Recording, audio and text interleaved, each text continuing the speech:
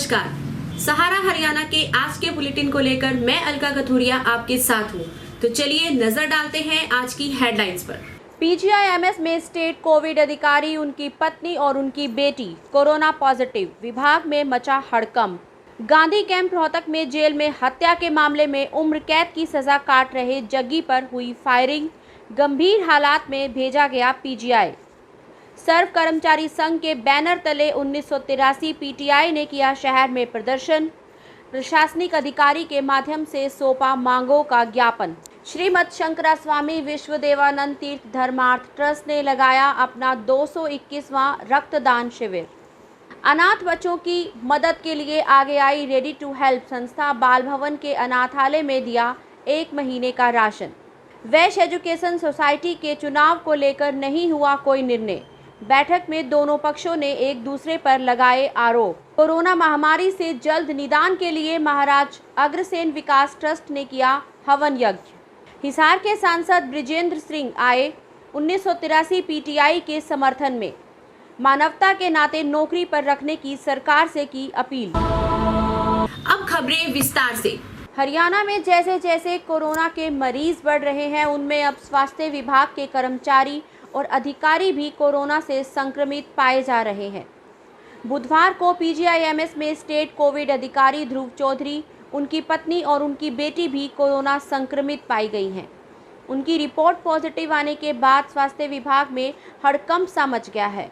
जानकारी के मुताबिक डॉक्टर ध्रुव चौधरी शुरुआत से ही फ्रंट लाइन में लड़ रहे हैं। उनके नेतृत्व में 100 सदस्यों की टीम रोहतक पीजीआई में काम कर रही है, लेकिन अब डॉक्टर ध्रुव चौधरी खुद ही कोरोना संक्रमित पाए गए हैं, जिसके बाद अन्य डॉक्टरों के भी सैंपल लिए गए हैं। गांधी कैंप क्षेत्र में हत्या के मामले में उम्र कैद की सजा काट रहे जग्गी पर अज्ञात हमलावरों ने एकाएक कई गोलियां चलाई, जिससे पूरे क्षेत्र में सनसनी फैल गई। घायल अवस्था में जग्गी को पीजीआई भेजा गया। यहाँ ये बता दें कि लॉकडाउन के चलते वो पेरोल पर आया हुआ था। बताया जा रहा है कि फायरिंग करने वालों ने अपना मुंह ढका हुआ था और मौके पर लगभग आधा दर्जन गोलियों के खोल बरामद हुए हैं। घटना की सूचना मिलते ही पुलिस के आला अधिकारी मौके पर पहुंचे और घटनास्थल का निरीक्षण किया। घटनास्थल पर पहुंचे डीएसपी गोरखपाल ने बताया,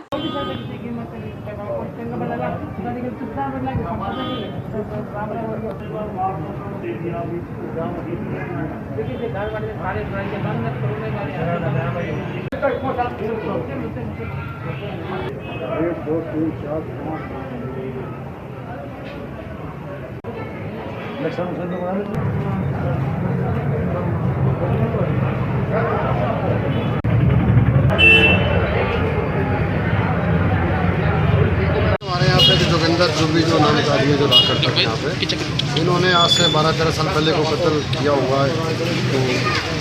तो जिसका कत्ल था टीटू सुना रहा है उसका नाम, वो पैरोल पे, ये जोगिंदर उसके कत्ल के जुर्म में से पैरोल पे आया हुआ था। पैरोल पे आने के बाद आज घर से निकला तो 2 लड़कों ने मुँह ढका हुआ था और उन्होंने कई फायरिंग यहाँ पे की और फायरिंग करने के बाद उन्होंने इसको गोली का कई गोलियाँ लगी इसको। फिलहाल इसको हॉस्पिटल भेजा गया। अब इसकी स्थिति खतरे में है और बाकी हम बड़ी तफ्तीश कर रहे हैं, जाँच का विषय उम्र से कैद की सजा काट रहा है। ये उम्र कैद की सजा कब आया था सर? कोविड-19 की वजह से पैरोल भेज दिया। पुराने रंजिश के तहत सर हथियारों में किसी की पहचान हुई है? हथियारों में किसी की पहचान हुई है? अभी जो अमित नाम का एक लड़का है, अमित एलियस सोनू, उसका भी नाम है, उसकी तलाश कर रहे हैं। 2 लड़के बताए, गोली लगी है, उसको गोली लगी है, इसके साथ भी उनका भतीजा था। सर्व कर्मचारी संघ के बैनर तले आज 1983 पीटीआई ने शहर में प्रदर्शन किया और प्रशासनिक अधिकारी के माध्यम से अपनी मांगों का ज्ञापन सौंपा। कर्मचारी नेताओं ने कहा कि सरकार ने जिस तुगलकी फरमान को जारी करते हुए 1983 पीटीआई को हटाने का आदेश जारी किया है, वो किसी भी सूरत में सहन नहीं किया जाएगा।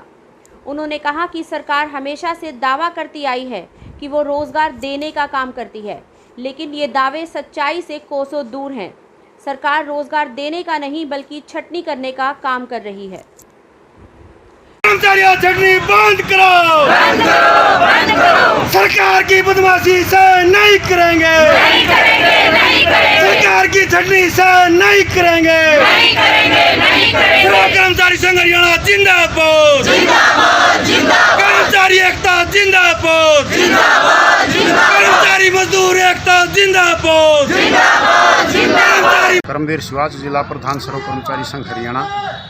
आज का जो प्रोग्राम पूरे ऑल इंडिया लेवल पे हर खंड, हर स्तर, हर ब्लॉक, हर जिला पर जो प्रोग्राम किया गया है वो स्टेट कमेटी के आह्वान पर है, क्योंकि जिस तरह स्वास्थ्य कर्मचारियों के कोविड-19 की ड्यूटी को लेकर के जो सरकार एक घोषणा कर रही थी कि हम इनको दुगुना वेतन देंगे, हमने उस समय भी किया था कि दुगुना वेतन की बजाय आप इनको पीपीई की किट मुहैया करवाइए जो कि अपनी जान को जोखिम में ना डालें और अपनी सुरक्षा कर सकें। और दूसरा पॉइंट, जिस तरह 1983 पीटीआई भर्ती का जो सवाल है, हम बार बार आलोचना करते हैं इस बात को लेकर के 1983 पीटीआईयों को जो अवैध करार देते हुए सरकार ने घर पे बैठा दिया, हम उसकी पुरजोर आलोचना करते हैं, बार बार आलोचना करते हैं।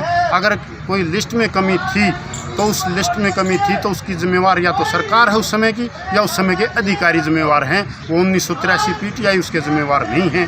हम सरकार से अपील करते हैं कि इन 1983 पीटीआईयों का कहीं न कहीं कोई विधायकी शक्ति प्रयोग करके इनका बचाव सरकार ने निश्चित रूप से करना ही चाहिए। इस तरह का लॉकडाउन जो जो खुलता जाएगा, हम भी अपने आंदोलन को उसी तरीके से बढ़ाते जाएंगे। चाहे कोई रैली की बात है, चाहे कोई धरने की बात है, लॉकडाउन की वजह से हम भी आज तक रुके हुए थे।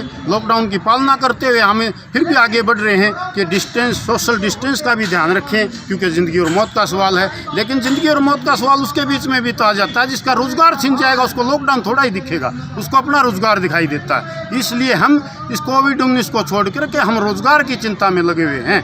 अगर रोज़गार बचेगा तो जान है, तो जान है। रोजी और रोटी का सवाल है, इसमें कोविड-19 से पेट भरने वाला नहीं है। श्रीमद शंकरा स्वामी विश्वदेवानंद तीर्थ धर्मार्थ ट्रस्ट ने आज अपना 221वां रक्तदान शिविर लगाया।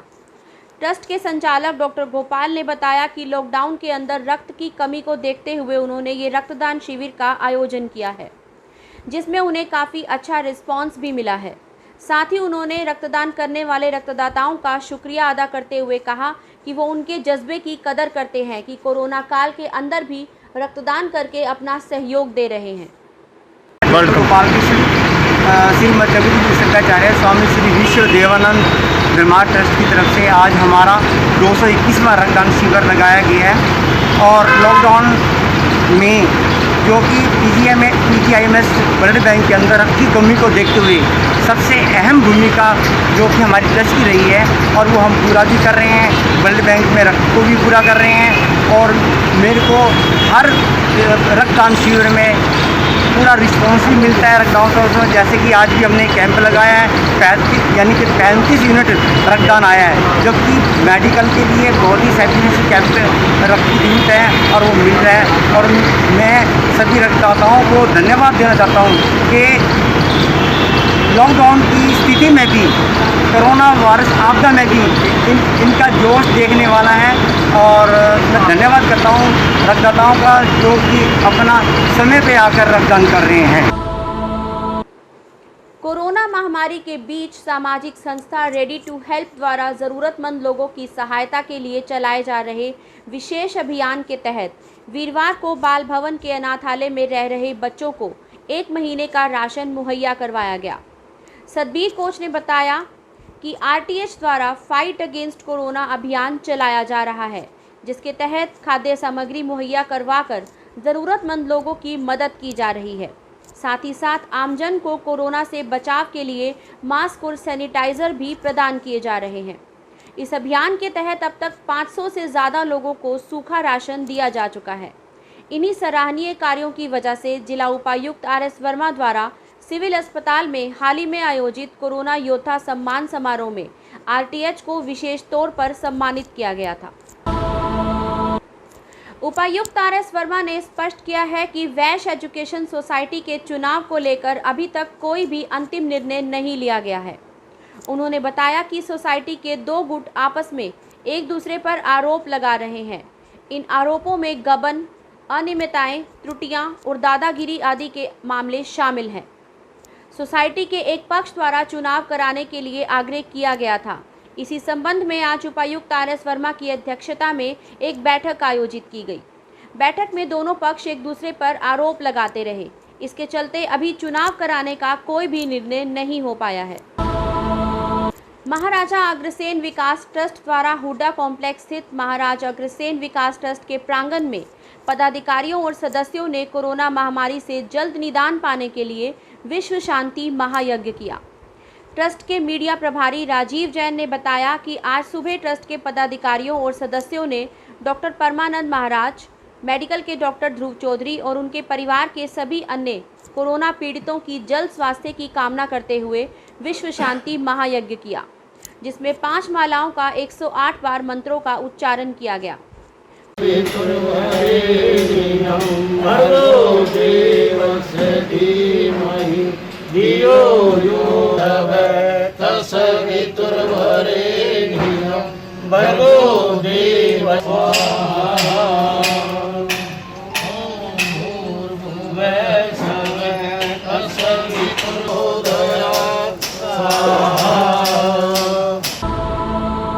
सुप्रीम कोर्ट के आदेश पर हरियाणा सरकार ने 1983 पीटीआई को 10 साल की सेवा के बाद हटाने के आदेश जारी किए हैं।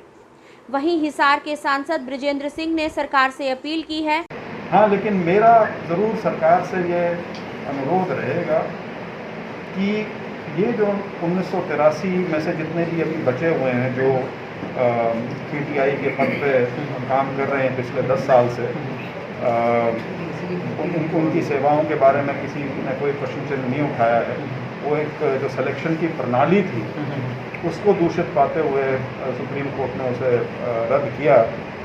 तो मेरा सरकार से अनुरोध यही रहेगा कि यदि कोई ऐसी व्यवस्था की जा सके जिसमें ये जो 10 साल से जो पीटीआई के पद पे काम कर रहे थे इनका सरकार में ये नौकरी में किसी प्रकार से बने रहें और इनका उपयोग किया जा सके तो मानवीयता के आधार पर बेहतर रहेगा। हिसार के सांसद बृजेंद्र सिंह ने सोशल डिस्टेंसिंग और अन्य बातों का ध्यान रखते हुए नारनौंद अनाज मंडी में रेस्ट हाउस में आम जनता की समस्याएं सुनी और अधिकारियों से बात करके उनका तुरंत समाधान किया।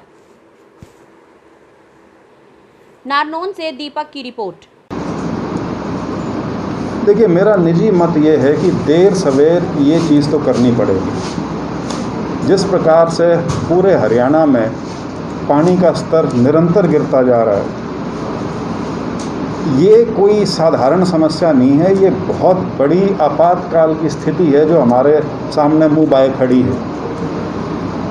सो कहीं ना कहीं किसी ना किसी स्टेज पे किसी ना किसी सरकार को इसको सीधे तौर पे इसका मुकाबला करने के लिए कोई ना कोई कदम उठाने पड़ेंगे। इसमें काफ़ी रिलैक्सेशन आनी शुरू हुई है।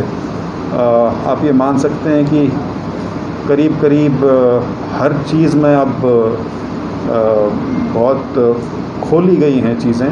कुछ चीज़ें हैं जिनके ऊपर अभी भी शायद वो फ़ेज़ 2 में या फ़ेज़ 3 में उनको खोलने का प्रयास रहेगा, लेकिन अब सोशल डिस्टेंसिंग और मास्क या फिज़िकल डिस्टेंसिंग, शारीरिक दूरी और मास्क पहन के जिस हद तक भी लोगों से संपर्क किया जा सकता है वो करने का प्रयास जो है वो मैंने शुरू किया है। आज के एपिसोड के लिए इतना ही। देश विदेश की और हमारे आसपास की खबरों के लिए मिलते रहेंगे। तब तक के लिए नमस्कार।